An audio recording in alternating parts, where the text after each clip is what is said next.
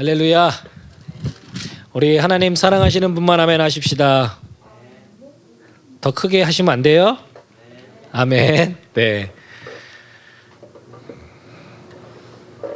오늘 우리 하나님의 말씀을 좀 보도록 하겠습니다. 베레시트 바라 엘로힘 앳 하사마임 벳 아하렛. 이게 뭘까요? 베레시트 바라 엘로힘 앳 하사마임 벳 하하렛. 알 수 있는 사람, 알겠는 사람 대충 때려 맞추세요. 어차피 모르죠. 저도 몰랐으니까 여러분도 모르죠. 당연히. 네, 맞아요.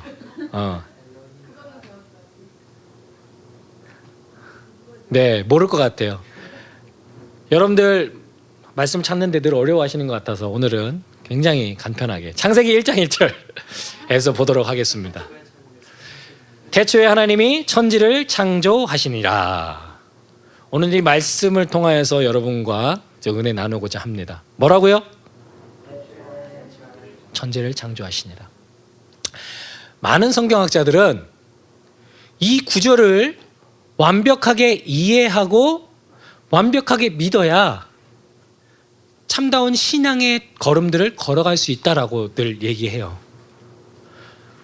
왜 창세기 1장 1절이 이 구절로 시작하는지 여러분은 아실 필요가 있어요. 이 말씀에 걸려 넘어지지 않고 우리가 이 말씀을 잘 먹어야 그 뒤에 오는 말씀들을 먹을 수가 있습니다. 내 것으로 만들 수가 있어요. 그렇기 때문에 우리가 이 말씀을 정말 잘 이해해야 돼요. 이 말씀을 이해하게 되면 야, 니네들 왜 교회 다녀? 라고 물어봤을 때 그것에 대해서 대답할 수 있는 거예요. 물론 여러분들이 아는 내용도 있겠지만 모르는 내용들도 나올 거거든요. 그렇다면 오늘 이 말씀을 통하여서 여러분이 완전히 이해하시고 이 창세기 1장 1절에 이런 말씀들이 담겨져 있구나, 이런 의미가 담겨져 있구나를 여러분들이 정확하게 이해하시고 이해하는 것뿐만 아니라 그렇게 사시고 사는 것뿐만 아니라 다른 사람에게 또 전할 수 있는 그런 시간들이 되었으면 좋겠습니다. 아멘. 예, 우리 1장 1절을 많이 갈 것도 없어요. 1장 1절만 오늘 차근차근 한번 좀 살펴보도록 하겠습니다. 태초에 하나님이 천지를 창조하시니라 라고 기록하고 있습니다. 우리가 이 말씀을 이해하려면 우리가 한 4가지 정도 포인트를 잘 이해하고 내 안에서 믿음으로 그것들이 받아들여지고 믿어져야 돼요. 혹시나 이 중에서 내가 걸리는 게 있다면 여러분 스스로의 신앙들을 좀 점검해 보실 수 있었으면 좋겠어요.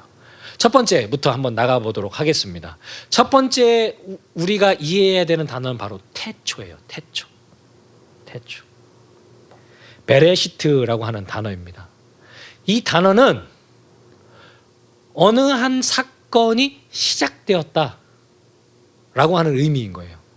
어떤 시작된 순간, 그러니까 태초라고 했을 때 in the beginning이라고 얘기를 하잖아요. 근데 그거는 어떤 사건이 시작되었다라고 하는 의미인 거예요. 그러니까 어떤 우리가 측량할 수 없는 어떤 시점에 어떤 사건들이 딱 일어난 거예요. 근데 그 사건은 어떤 사건인 거예요? 하나님이 천지를 창조하신 사건이 일어난 거예요. 그러니까 이 사건이 일어난 처음 순간을 뭐라고 그러냐면 태초에라고 하는 거예요. 그럼 요한복음 1장 1절에 태초에 말씀이 계시니라 라고 얘기를 하죠. 그러면 그 태초는 이 우리가 창세기 1장 1절에 나오는 태초에 하나님이 천지를 창조하시니라 라고 할 때하고 같을까요? 다를까요? 어떻게 생각하세요? 같지 않아요. 태초에 천지를 창조하셨다고 할 때는 어떤 사건이 일어난 첫 시점을 얘기한다고 그랬어요. 어떤 일이 시작되었다라고 하는 의미인 거예요. 그런데 태초에 말씀이 계시니라라고 얘기할 때에는 어떤 시작 시점이 아니라 영원의 어떤 시간인 거예요. 완전 태고적에 언제 시작됐는지를 알지 못하지만 아주 먼 영원의 시간에 라는 뜻이에요. 그러면 하나님 태초에 말씀이 계셨다라고 얘기할 때에 스스로 존재하시는 하나님께서 처음부터 계셨다라고 하는 의미인 거예요. 그런데 그 태초에 계신 하나님께서 태초에 천지를 창조하셨다라고 하는 말씀은 어느 시점에 하나님이 계셨잖아요. 그죠? 근데 그 계신 하나님께서 어떤 의도를 가지고 무슨 일을 시작하셨다라고 하는 의미인 거예요. 멍 하고 계시지 마시고 이해하시기 바라요. 무슨 얘기인지 아시겠어요? 그러니까 어떤 우리의 시간으로는 우리가 태어난 시점이 있잖아요. 그죠? 그 태어난 시점을 흔히 우리가 태초에라고 얘기를 한다고 한다면 태어나기 훨씬 이전에 어떤 시점이 있었다는 거예요. 그게 또한 태초인 거예요. 그 태초에 누가 계셨어요?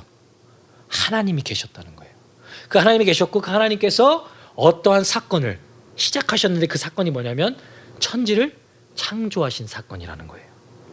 자, 그렇다면 어떤 사건이 시작됐다라고 하는 것이 왜 중요하냐? 왜 의미가 있느냐?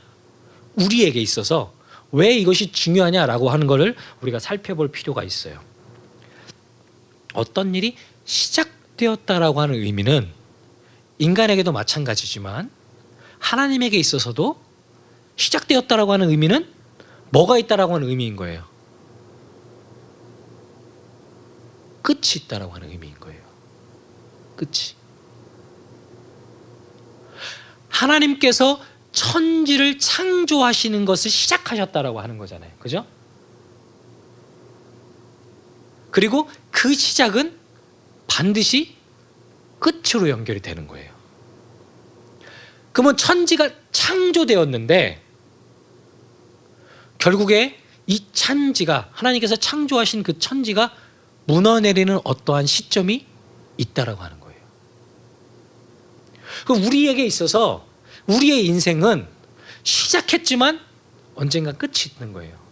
생명이 응애 하고 태어났지만 언젠가는 하나님께 돌아가는 죽음이라는 순간이 있다라고 하는 거예요.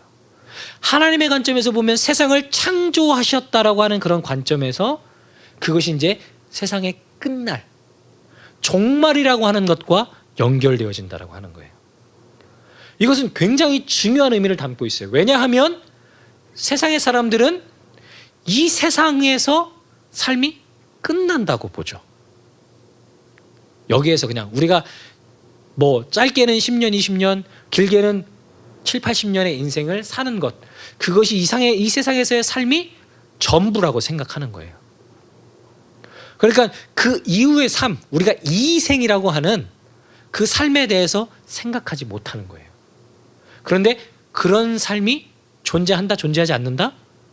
존재한다라고 하는 거예요. 그런 의미에서 이 말씀이 되게 중요한 거예요.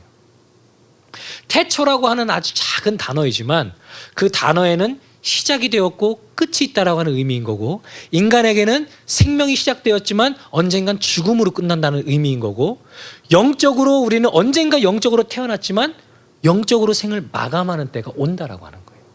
모든 것이 마무리되는 시점이 온다라고 하는 거예요. 그러니 우리가 이 땅을 살아감에 있어서 이 땅이 우리에게 정말 좋은 의미, 엄청난 의미들을 갖고 있지만 그것으로 우리의 삶이 끝이 아니라는 거예요. 하나님께서 생각해 놓으신 끝은 아니라는 거예요.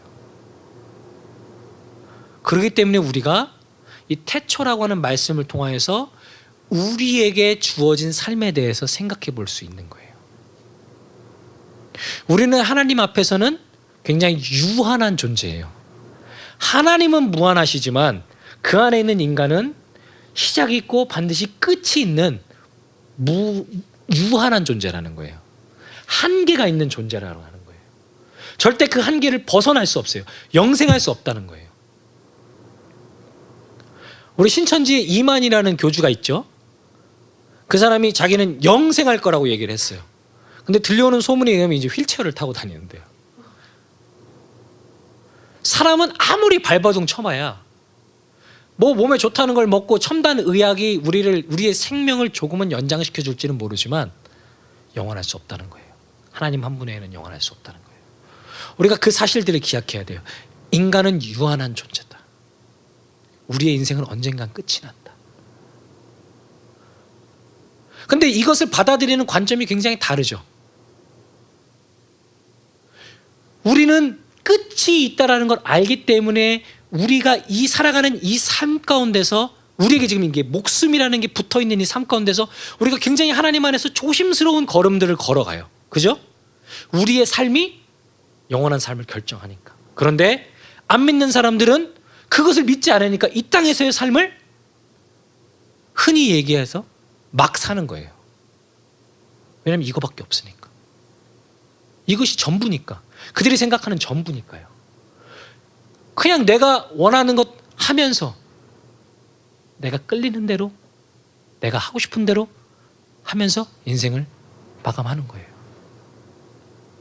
그러니까 태초라고 하는 사실, 어떤 일이 시작되었고 그것이 끝이 있다라는 것을 아는 사람과 그렇지 못한 사람의 인생이 큰 차이가 있는 거예요. 여러분 이 사실들을 믿으십니까? 태초에 하나님께서 그 일을 시작하셨고 언젠간 마감하실 거라는 사실을 여러분 믿으십니까? 그 사실들이 여러분 믿어지셔야 돼요. 그런가 하면 두 번째로 하나님이라는 존재, 하나님이란 단어가 우리 마음 가운데 걸려서는 안 돼요.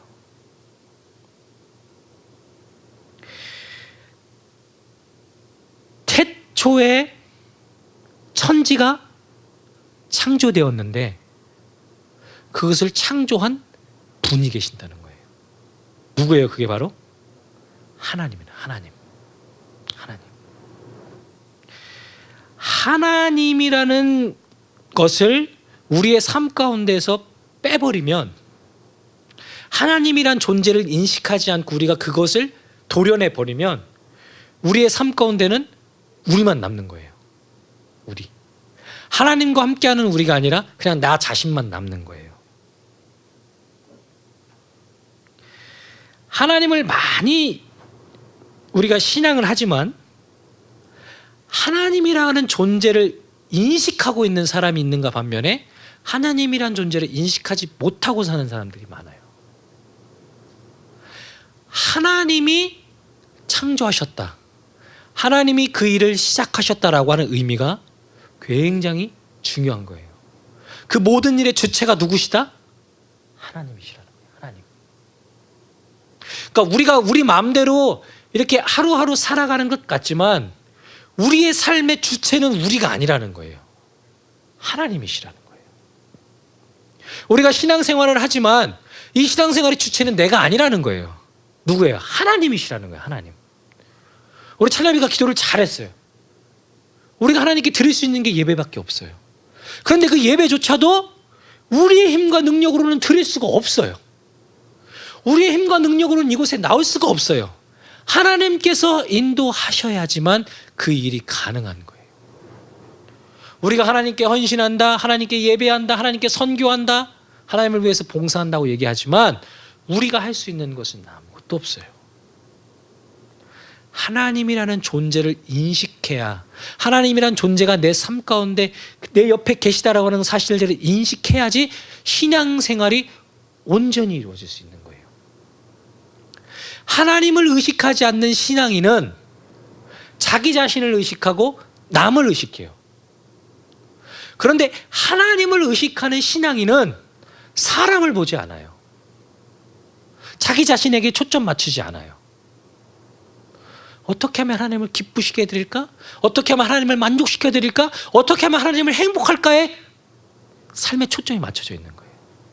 그런데 그렇지 않은 사람들은 어떻게 하면 다른 사람을 기쁘게 할까? 어떤 사람은 어떻게 하면 내 마음을 행복하게 할까? 어떻게 하면 나를 즐겁게 할까? 이것에만 초점이 맞춰져 있는 거예요.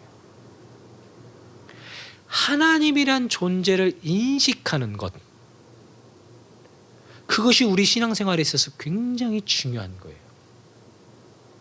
여러분, 우리가 흔히 무신론이라고 얘기해요. 무신론. 하나님이란 존재를 없다고 생각하는 거죠. 신이 없다라고 얘기를 하는 거예요. 그런데 한편으로 또 어떤 사람들은 신이 있다라고 얘기를 합니다. 그죠? 그것의 차이는 뭐예요? 복잡하지만 간단한 건 뭐냐면 하나님이 계시냐 계시지 않느냐 그것을 구분하는 거예요. 어떤 한편은 하나님이란 존재는 없다. 다른 한편은 하나님이란 존재는 있다. 그럼 하나님이란 존재가 무엇을 하느냐? 이 모든 것의 만물의 주인이고 인간의 주인이다. 다른 한편에서는 그런 거 없다 라고 얘기하는 거예요. 여러분 어떠십니까? 하나님이 계세요? 하나님이 살아 계세요? 여러분에게? 그 하나님이 실제로 여러분 삶 가운데 계시다는 걸 여러분이 믿으셔야 되는 거예요. 비록 우리 눈에 보여지지도 않아요. 만질 수도 없어요. 그 하나님의 냄새도 맡을 수가 없어요. 우리는 하나님의 소리도 들을 수가 없어요. 그러나 그런 존재가 계시다라고 하는 것을 믿는 것, 그분을 의식하는 것, 그분을 인정하는 것, 이것이 굉장히 중요한 거예요. 그래서 우리가 눈에 보여지는 이 모든 것들이 하나님에 의해서 이루어졌다라고 하는 것을 믿는다는 것이 굉장히 중요한 거예요. 이것을 우리가 인정해야지만 우리의 삶 가운데서 내가 주인 행세 안 할 수가 있어요. 모든 관점을 하나님을 통해서 볼 수 있어요. 이해하시겠어요? 여러분, 하나님이 믿어지셔야 돼요. 하나님이란 존재가 여러분의 삶 가운데, 우리 공동체 가운데 계시다고 하는 사실들을 여러분 믿으셔야 돼요. 아멘? 그런가 하면 우리가 하나님이라는 하나님이란 존재를 우리가 인식했다 하더라도 요즘 아주 크게 갈라지고 있는 부분들이 있는데 그게 뭐냐면 바로 창조의 부분이에요. 창조의 부분. 제가 지금 천지는 좀 건너뛰었어요. 창조라는 부분. 여러분, 창조가 오늘날에 있어서 굉장히 중요한 이슈가 되고 있습니다. 왜냐하면 진화론과 창조론이 아주 첨예하게 대립을 하고 있어요. 우리가 하나님을 믿고 창조론을 믿지만 실제 학교에서는 진화론을 가리키고 있어요. 그렇죠? 진화론은 무엇에 바탕을 두고 있냐면 과학이라는 걸 바탕에 두고 있어요. 창조론은 믿음이라는 것에 바탕을 두고 있죠.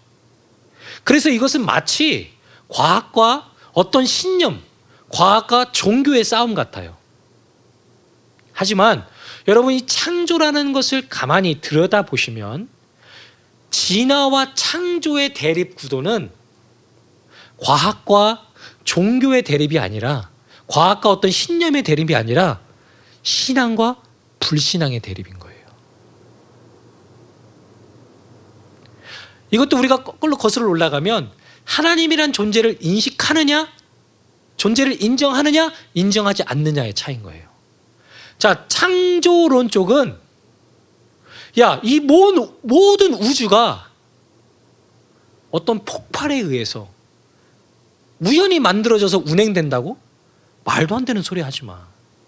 이 우주가 얼마나 치밀하게, 얼마나 예리하게 움직여가고 있는지 아냐. 이거는 어떤 절대자가 운행하지 않으면 불가능한 일이야.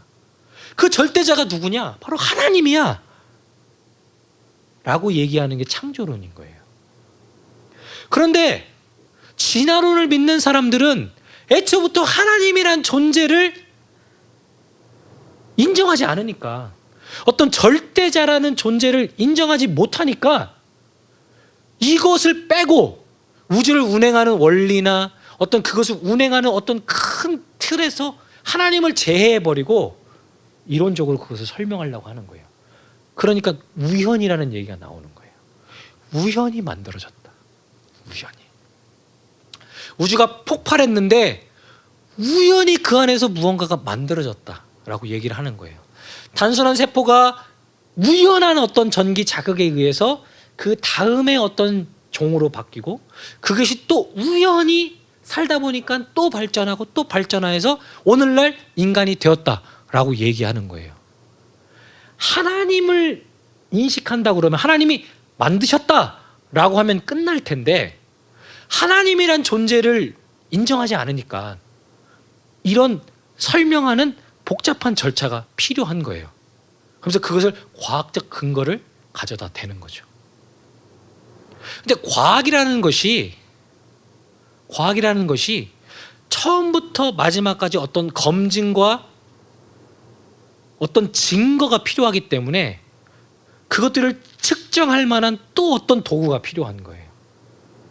끊임없이. 그래서 그것들이 마치 사람들이 과학이라고 하면은 그것이 마치 정확한 것처럼, 마치 그것이 대단한 것처럼 인식하도록 만들었죠. 근데 과학이라는 부분이 지극히 일부를 설명하고 있을 뿐이에요. 우리가 다 그걸 증명할 수도 없어요. 이해할 수도 없습니다. 그런데 그것이 마치 모든 걸 다 설명할 수 있을 것처럼 이야기해요.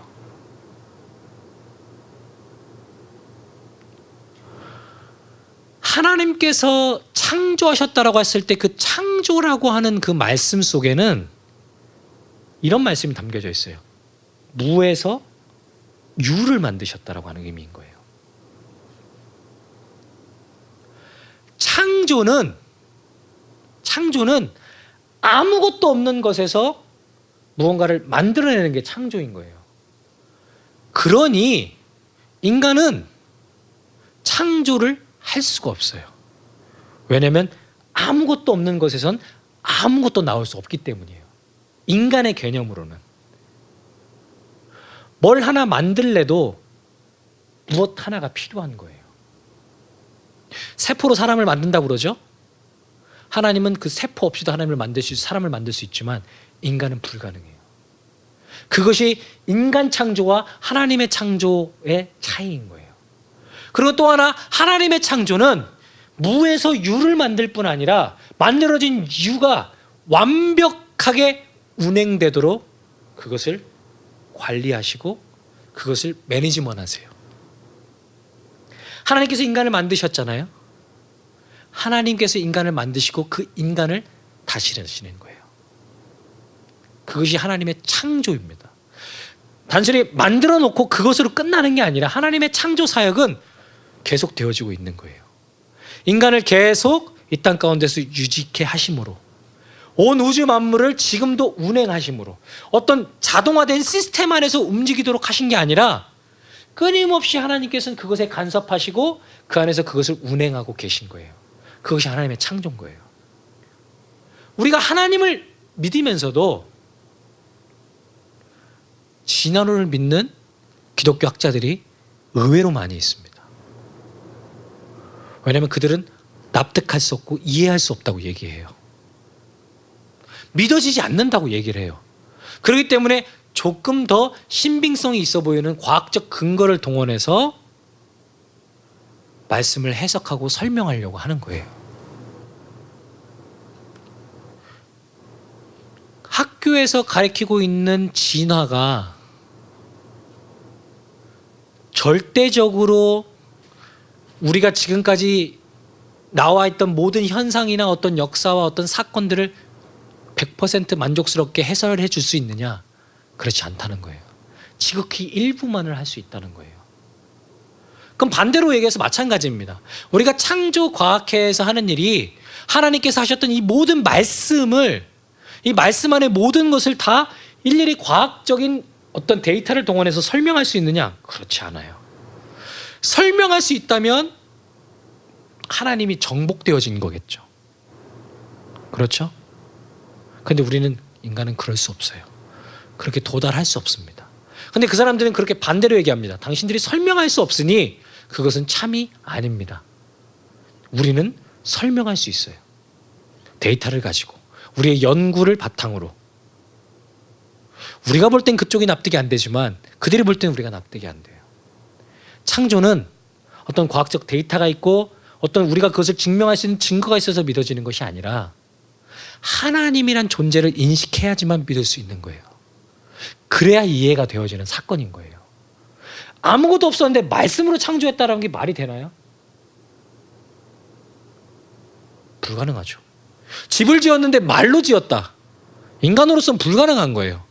근데 벽돌이 있었고 시멘트가 있었고 나무가 있었고 그래서 집을 만들었다? 그건 그들은 이해가 되는 거예요. 이해가 되는 것만 가리키는 거예요. 그것이 옳다고. 하지만 그렇지 못하는, 설명하지 못하는 영역들이 많이 있습니다.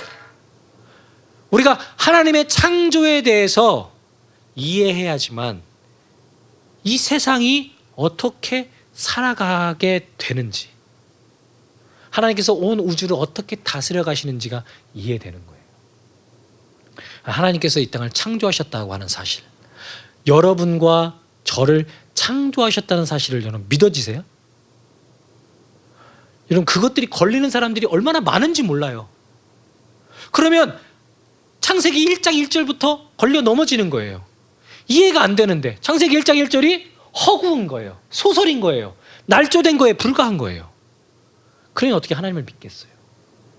어떻게 기독교 신앙을 가질 수가 있겠어요? 이거를 넘어가지 못하고 주저앉는 사람들이 너무 많이 있습니다. 왜냐하면 그 창세기 1장 1절 가운데는 이 엄청난 비밀들이 담겨져 있기 때문인 거예요. 마지막으로 하나님께서 천지를 창조하셨다를 보겠습니다. 천지라는 거는 땅과 하늘이에요. 특별히 오늘 이 본문 가운데 천자는 하늘 천자를 얘기하는데, 천자는 하늘들이라고 표현하고 있습니다. 하늘을 복수형으로 썼어요. 이스라엘 사람들은 하늘이 3개가 있다고 믿었어요. 하늘이 3개 있다는 것보다 하늘이 3층으로 나누어졌다고 생각했어요. 첫 번째는 우리 대기권이라고 얘기하는, 우리가 숨쉬고 날아다닐 수 있는 공간들, 그것을 제1하늘이라고 봤어요. 제2하늘은 우주를 얘기하는 거예요. 우리가 대기권 밖에 위성들을 쏘아 올리고 우주선을 쏘아 올리는 그 대기권 밖을 제2하늘이라고 얘기했어요. 그리고 제3하늘은 어디냐면 영적인 존재들이 머무는 곳, 이렇게 이해를 했어요. 하나님께서 태초에 이 땅을 만드실 때에 우리가 살고 있는 이 땅과 하늘을 만드셨다라고 하는 거예요. 그리고 나서 인간을 창조하셔서 인간을 하늘과 땅 사이에 던지셨어요. 이것은 우리 인간들이 하늘과 땅 사이에 살아가는 존재로 만드셨다라고 하는 의미인 거예요. 그 얘기는 우리가 영적인 존재이기도 하지만 육적인 존재이라는 의미도 되는 거예요. 우리가 이 땅에 발붙이고 살아가는 한 우리는 육체의 한계를 벗어날 수 없는 존재들이에요. 육체를 가지고 있는 존재들입니다. 육체가 있는 한 그 안에 영혼이 담겨져서 이렇게 사는 거예요. 근데 육체가 그 쓰임을 다 하잖아요. 그럼 우리는 이 땅에는 살 수가 없어요. 귀신들이 구천을 떠돈다고 그러잖아요. 그죠? 근데 그 말이 반절은 맞고 반절은 맞지가 않은 거예요. 정확하게 얘기하면 영혼들이 머무는 곳이 있었던 거예요. 이스라엘 백성들에게는. 그래서 우리가 이 땅을 살아가는 동안 육체를 가지고 있는 한 우리는 육체 가운데 이 땅에 머물러서 살아가는 거예요. 우리는 중력의 법칙을 거슬러 살 수가 없어요. 인간은. 육체가 이 땅에 속해 있기 때문에. 하지만 우리가 이곳에서 영원히 사는 것이 아니라 하나님께서 우리를 위해서 예비하신 저 하늘이 있다라고 하는 사실 또한 잊어서는 안 되는 거예요. 하나님께서 애초에 이 땅을 만드실 때 이 땅과 저 하늘까지 만드셨어요.